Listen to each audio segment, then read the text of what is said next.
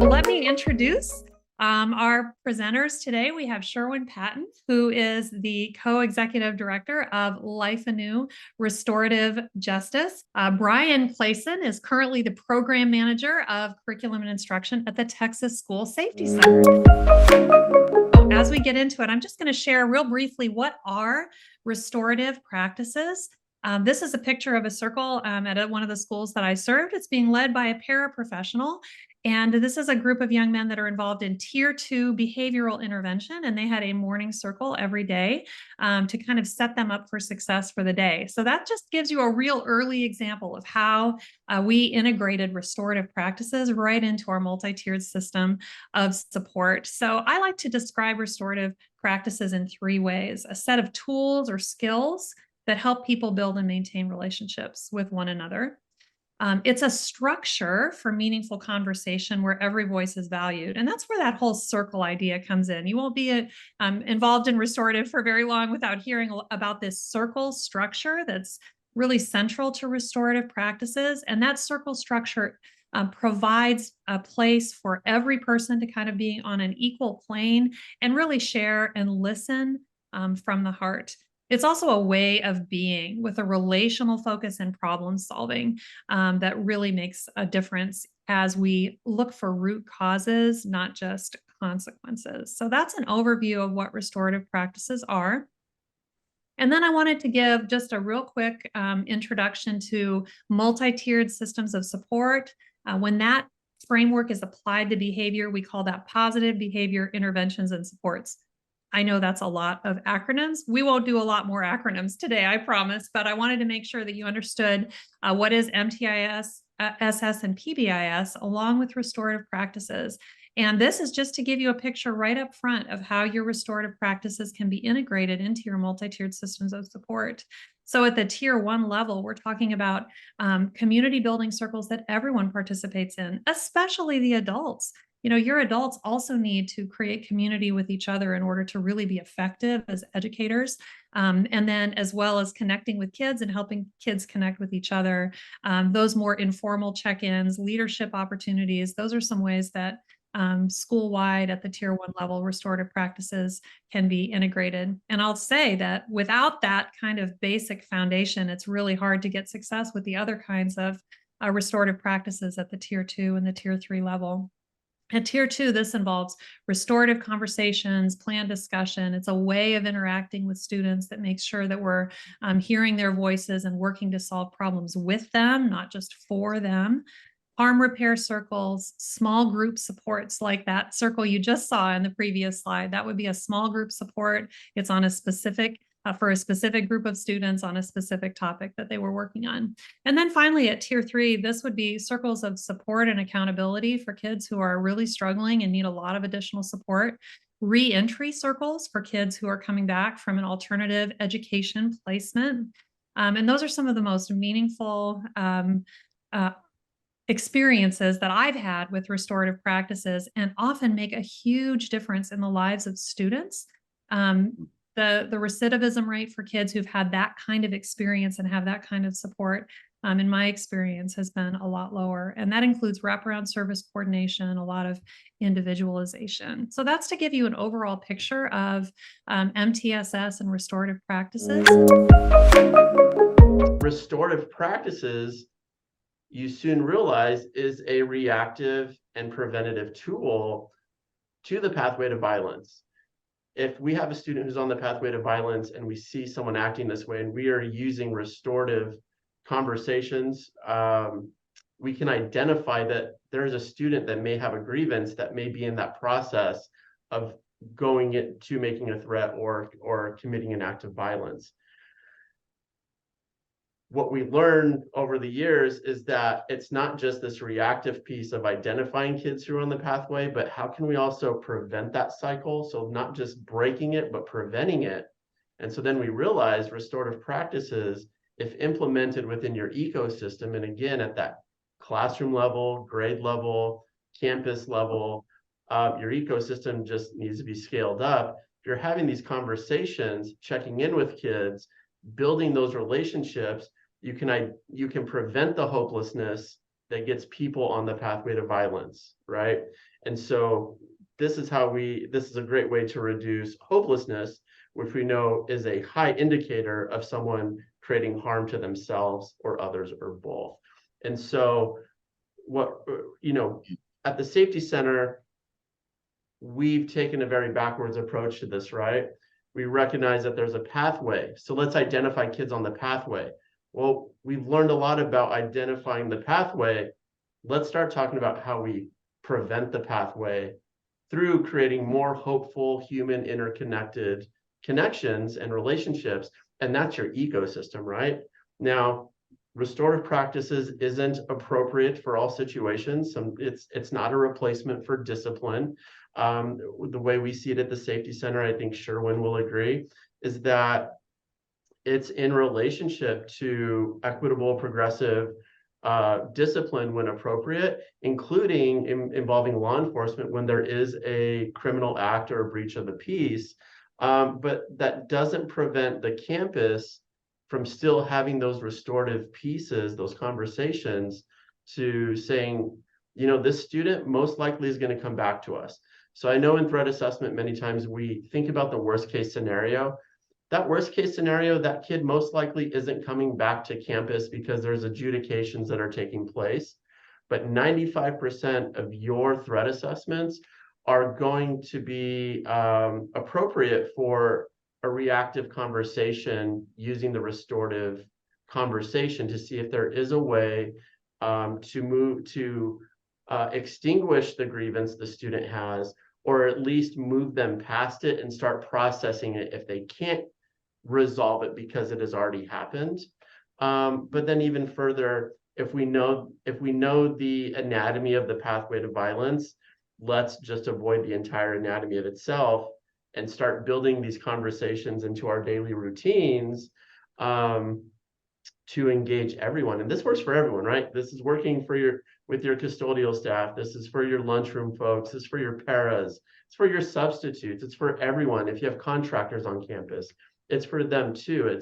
It's having that shared language and that shared expectation of how we talk to each other, and recognize that there may be some growing stress and disconnect in our students and each other. And we know that's where that little ball of hopelessness starts to grow, when we're not able to connect and we're not able to get our grievances addressed in an appropriate and timely way.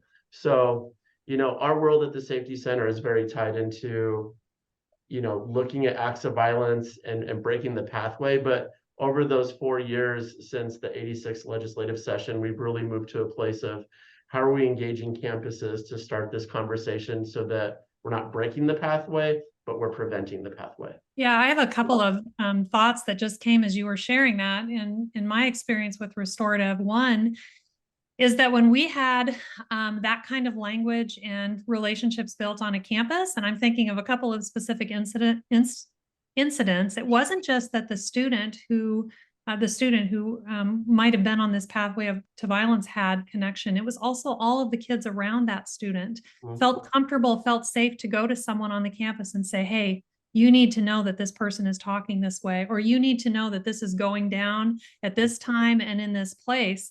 And those are conversations that would not have happened if we had not taken the time to build relationships with trusted adults on that campus. So that was one thing that came to mind. Another thing that came to mind was our experience in a middle school of opening it up for children to come before school to meet in restorative circles every day. And we ended up having like standing room only for these middle school students who were coming of their own desire before school. And what really struck me about that when I had the chance to participate is that often the students passed the talking piece. They didn't even share anything, but at the end of the circle would say, I feel like this is a place where I can be myself and where I can be heard. And I always would think, you didn't say anything. How can you say that you were heard? But just the fact that they had a place to sit, they felt like they had a place at the table, that there were people there who were open and willing to hear them, made such a difference for those students. And so this idea of preventing the pathway to violence by preventing that hopelessness, I think is so powerful. And so if your district is seeing a really high level of behavioral threat assessments, it might be time to take a step back and see what's going on underneath. Sherwynn, what would you like to add here? I know you're involved not just with the prevention, but all the way through. You've even worked with inmates in prison and really working not just at the school level, but at the community level to prevent violence. So tell us a little bit about your work with the wider ecosystem. Yeah, so when we think about community violence intervention, one of the things that we're intentional about doing is finding what we call trusted messengers.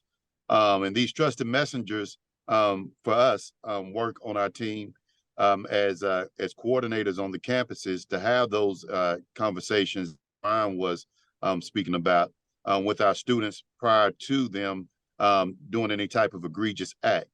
And I'll give you a quick outcome that we had just this last school year. As a result of having those conversations with people who are demonstrating, behavior that would tell us that maybe they're a threat for having being violent or having a gun, we had 5 guns that were removed from students that did not need to have them. And that conversation was really challenging to have, but the trusted messengers had the relational capital with those students. And it really helped the students because they were looking for a way out. But oftentimes when Brian was talking about that sense of hopelessness, it seems like you have no way out when you have no one that you trust to talk to.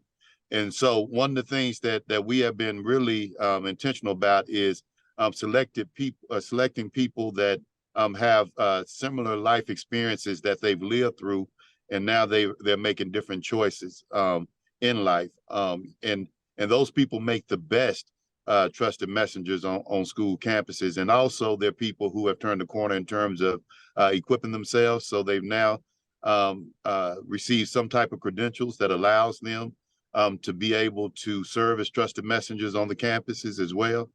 And then there's in terms of community violence intervention, there's a place where restorative practices and therapy meet, and we've coined this new position as restorative therapist.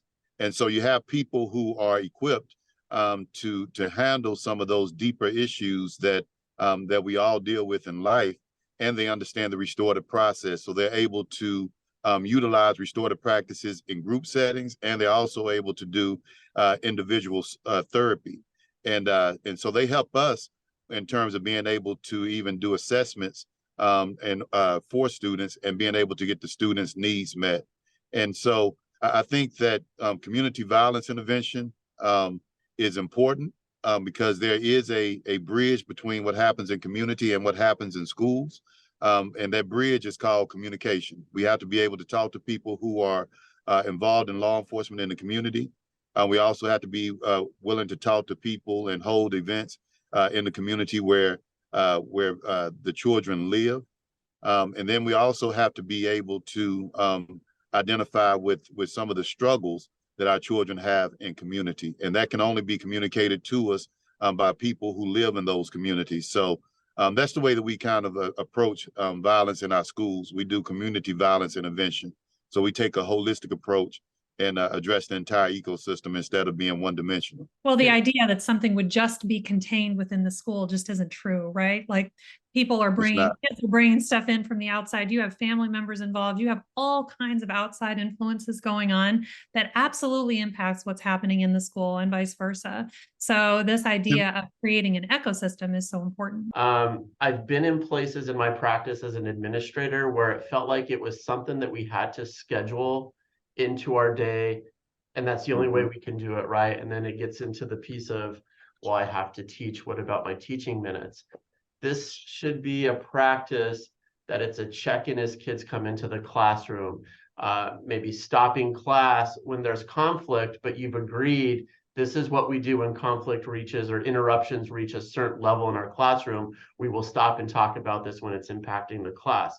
It could be stopping a kid in the hallway. It could be setting up time before or after school, at lunch. I know in our practice, we had it needs to become a part of how you interact with people.